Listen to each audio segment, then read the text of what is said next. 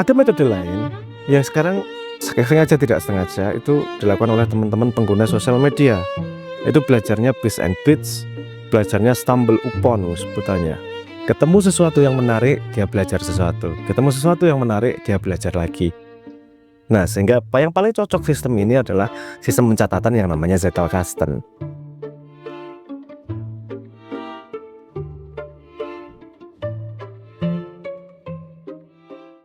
Mas, mau nyampein amanat dari viewer ya Mas ini. Kebetulan di kolom komentar itu banyak banget yang nagih seri malas tapi pintar. Terus pada ribut nanyain soal Zettelkasten nih. Kak Jane itu barang apa tuh Mas? Mungkin buat yang belum tahu termasuk aku gitu. Kenapa topik ini penting banget buat kita? Emangnya kalau kita nggak ngerti ginian ruginya apa tuh? Penasaran ya? Ya nggak rugi, nggak tahu ya nggak apa-apa.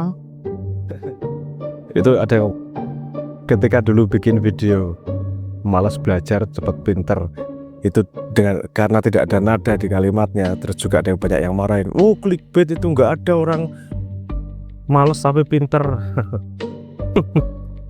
Iya nggak bobo karep.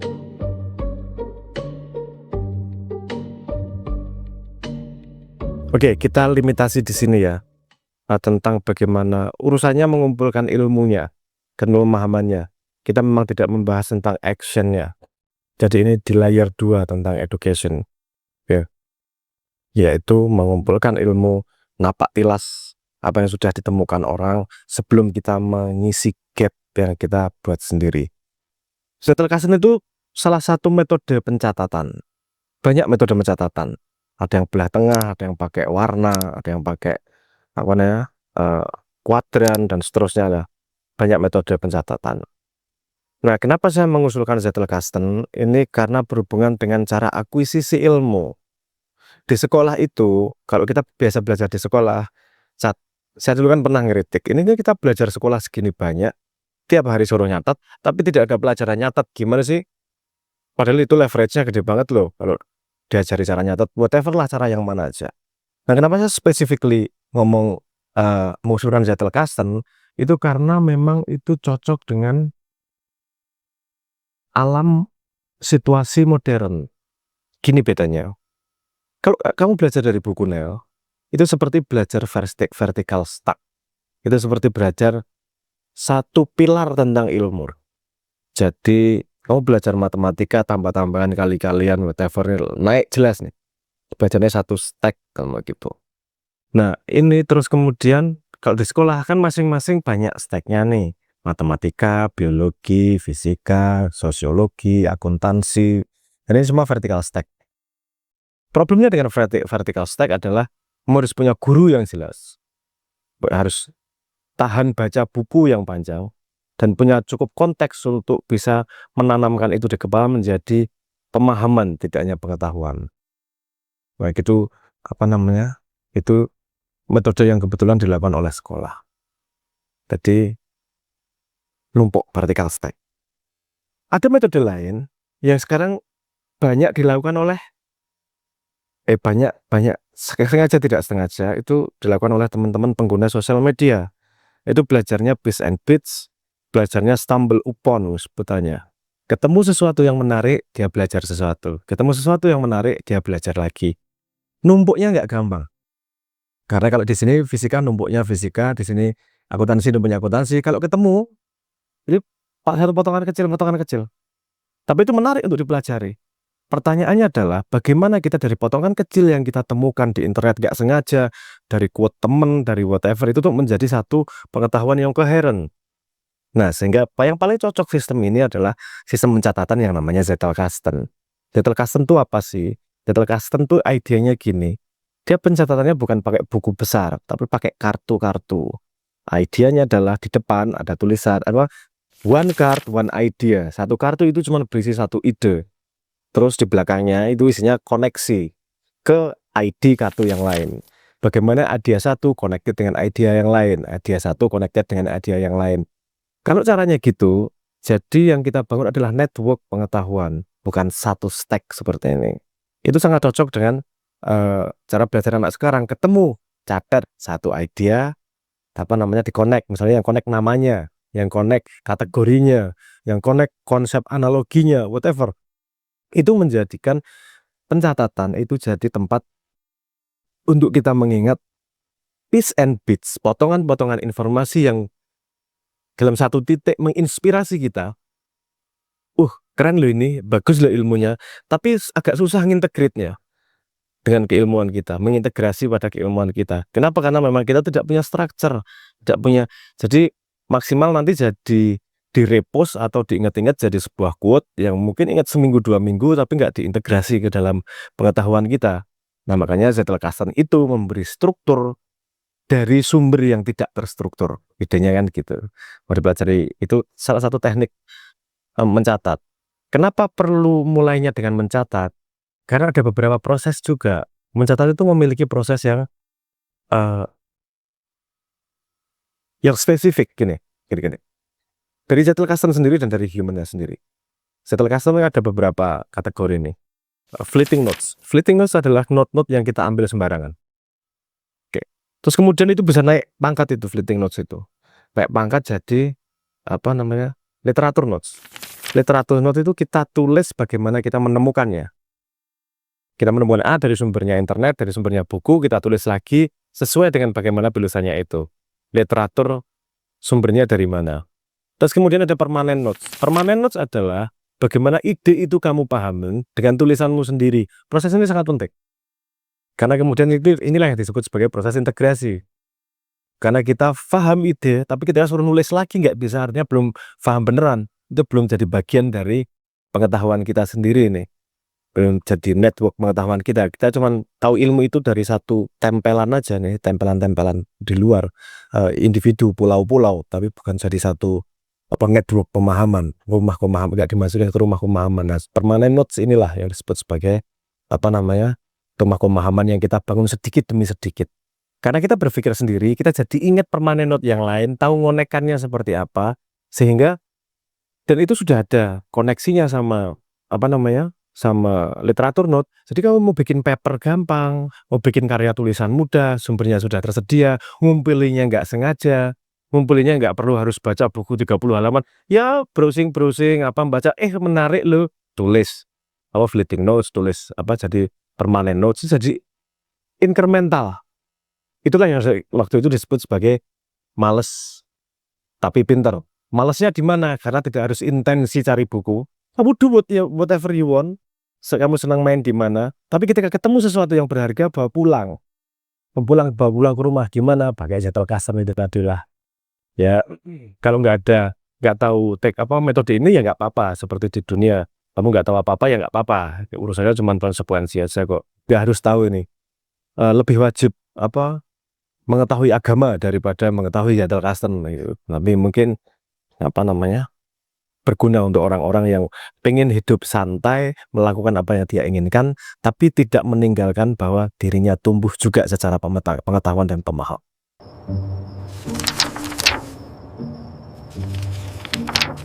Oh iya, menarik ya Mas. Soalnya yang tak lakuin itu kalau nonton di Instagram atau YouTube, biasanya itu tak save di bookmark dengan harapan besok bakal tak inget.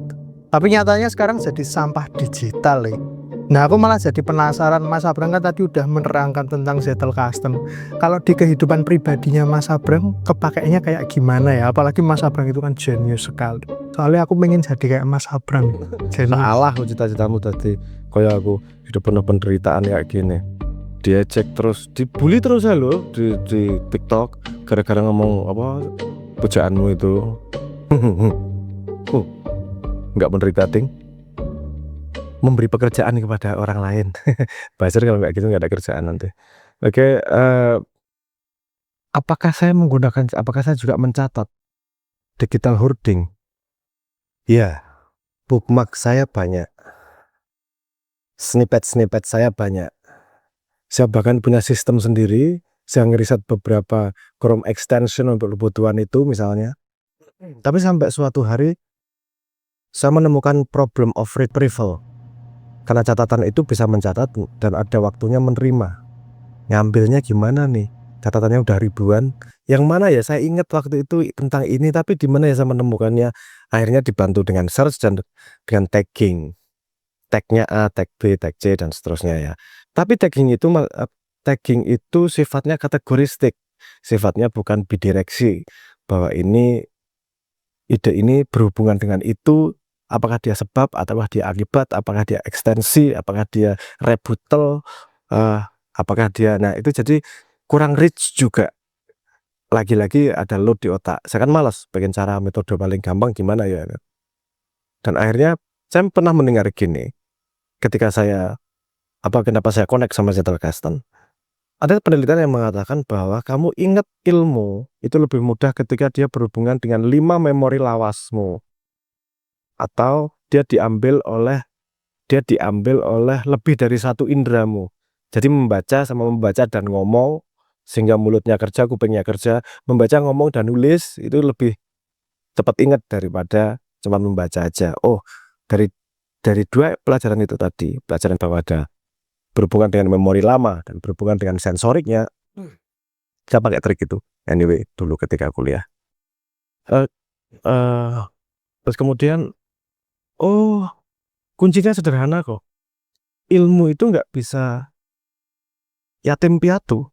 Dia harus masuk ke keluarga. Kalau mau dimasukkan ke rumah, pemahaman itu harus jadi keluargamu yang diajak kerja bakti bareng. Intinya kan gitu. Nah, artinya ketika ada knowledge baru, langsung saya tabrakkan dengan pengetahuan yang ada di kepala saya. Konsep mana yang bantah ya? Konsep mana yang setuju ya? Dia masuknya di peta sambungannya sama siapa ya? Oh, sama ini, sama ini, sama ini. Oke. Sama itu membantah, sama ini mendukung, sama ini counter, sama ini rebuttal. Terus dia akan kepakai pada situasi apa ya? Ini pakai situasi, oh kalau saya pas lagi ngomong, oh saya kalau pas lagi jelasin ke anak atau gimana. Jadi ada beberapa koneksi itu. Itu sebenarnya proses Zettelkasten. Cuman tidak selalu saya tulis di komputer. Ada beberapa yang ditulis saya komputer kalau ketika ada deliberately memang ada output yang dituju secara cepat, tapi risetnya cukup banyak. Misalnya konsep script atau mau konsep paper gitu-gitu sangat kepake Zettelkasten. Tapi kalau daily saya sebenarnya menggunakan habit itu aja, yang seperti Zettelkasten sebenarnya.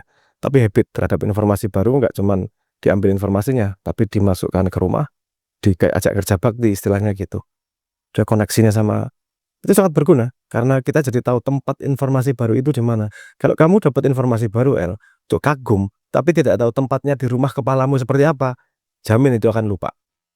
Karena dia nggak dapat tempat di rumah. Gimana tempat di rumah itu?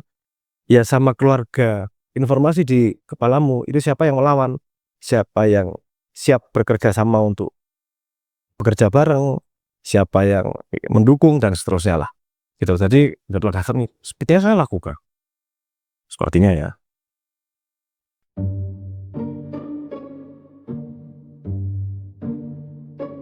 Oke Mas, aku tertarik sama konsep ini. Pengen nyoba biar pinteran dikit. Nah, kira-kira buat orang yang amatir kayak saya ini langkah pertamanya itu apa ya biar bisa membangun perpustakaan yang lebih Belajar dan rapi? praktek. Belajar dan praktek.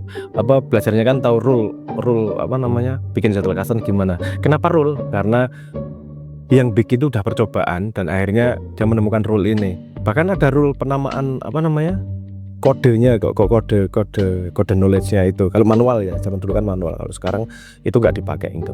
Tapi untuk bisa make itu ya mau nggak mau mempraktekannya. Nanti kamu akan tahu kekurangannya di mana. Nanti akan kelihatan gini, gimana ya saya mengkategorikan. Misalnya ada konsep yang namanya node hub. Node hub itu bagaimana dia adalah agregasi dari konsep-konsep yang sudah matang, sehingga itu seperti TOC, table of content seperti gitu. Tapi tetap fleksibel misalnya gitu. Itu nanti kamu akan dipaksa untuk melihat struktur di kepalamu. Sebenarnya sama struktur kali ini gimana sih? Karena kamu dipaksa untuk berbicara dengan dirimu sendiri, karena tulisannya adalah dirimu sendiri. Pakai teknologi, simple. Ada Obsidian, ada Room Research, ada Zettel, ada macam-macam. Tinggal kalau Room Research itu bayar kayaknya ada. Tapi itu salah satu gold standarnya Room Research. Yang lain banyak Craft kalau di Mac. Kalau kalau yang open source yang gratis Obsidian dirimu sendiri itu bisa banyak plugin-nya, banyak customization-nya, bisa digunakan untuk mencoba awal. Coba awal pakai Obsidian. Gimana coba kamu menstrukturkan otakmu? Kalau awal-awal bingung, pasti. Karena kamu belum pernah nyobain. Itu biasanya, mohon maaf ya, ketika saya punya belajar pengalaman ya, kalau saya praktek kayak gini tuh, saya ngulangi bisa lebih dari 7 kali kok, bangun dari nol tuh. Iya memang karena saya bodoh. Nyoba pertama, kok nggak pas ya? Ini harusnya gini nih. Ulangin lagi bikin, kok nggak pas ya? Harusnya gini nih. Oke. Jadi dari tiap iterasi itu kita jadi semakin paham dan semakin tahu liku-lekunya. Karena ada hal-hal yang tidak bisa kita dapatkan kalau kita memang tidak melakukan. Jadi rekomendasi saya ya, kalau pengen ya coba mulai nanti kamu akan menemukan problem yang aku nggak bisa antisipasi. Karena otakmu ya otakmu sendiri toh. Itu. Aspek paling sederhana gini, Al. Coba kamu membuat kartu isinya, kan tadi satu kartu satu ID ya. Ini kemudian saat kamu bikin bapak, ibu, hubungannya gimana, pacar A, pacar B. Karakter pacar A adalah gini, kesenangan bapak adalah gini. Itu coba kira-kira nyambungnya seperti apa mapnya. Jadi nanti kalau kamu menyodorkan seorang calon istri yang tidak disetujui bapak, kamu bisa menemukan bisa membantahnya dengan peta Zettelkasten. Pak, lihat Pak, ternyata dari analisis Zettelkasten, yang paling cocok ini sebenarnya ini sama bapak. Saya sudah menganalisa ini. Buat bapakmu kagum sama kamu atau anggap kamu gila sehingga boleh kamu kawin sama siapa aja gitu. Oh, iya, itu aja sih. Usulan tentang sebuah subjek yang siapa tahu relevan sama kamu. Karena kalau aku ngusulin sama Raisa ya jauh banget tuh. Itu enggak ya temanmu itu tolong dikasih tahu. Piye hubungan Raisa?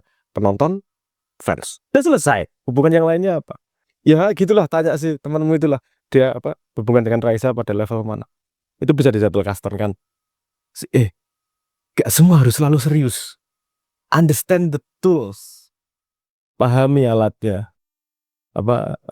Kalau saya ngelihat itu ya, ahli-ahli olahraga itu cuma bola bisa sampai gitu banget, nggak kepake di lapangan sepak bola dengan segala macam triknya, nggak pasti kepake, jarang banget kepake. Tapi ekspertisnya di situ, dari bermain itu membuat dia sangat expert di lapangan bola. Seperti kalau mau pakai Zettelkasten, try coba. Ntar awasi life cycle-nya. Life cycle itu gini, gimana kamu naroknya, gimana kamu natanya, gimana kamu makainya. Nanti kan ada friction tuh. Kok susah ya makainya ya? Kok nggak sesuai sama otakku ya? Jadi yang ideal kalau saya, yang buat ideal buat saya, itu proses memasukkan sama ngambil itu harus nggak ada yang diingat-ingat. Itu proses. Ya kalau ideal saya. Maksudnya gimana? Kita masukin, connect sama siapa, kategorinya apa, itu harus intuitif, internal yang ada di kepala saya. Jadi ketika ngambil, aku begitu, oke, kalau di kepala aku kategorinya gini, masukin itu ketemu. Artinya sudah membuat mirror antara struktur yang ada di kepala saya sendiri dengan yang di sistem. Ya, setiap orang punya struktur sendiri di kepalanya. Mau gak mau ya harus coba sendiri. Kalau mau dan coba lihat efeknya. Sebagai contoh, sebagai iklan.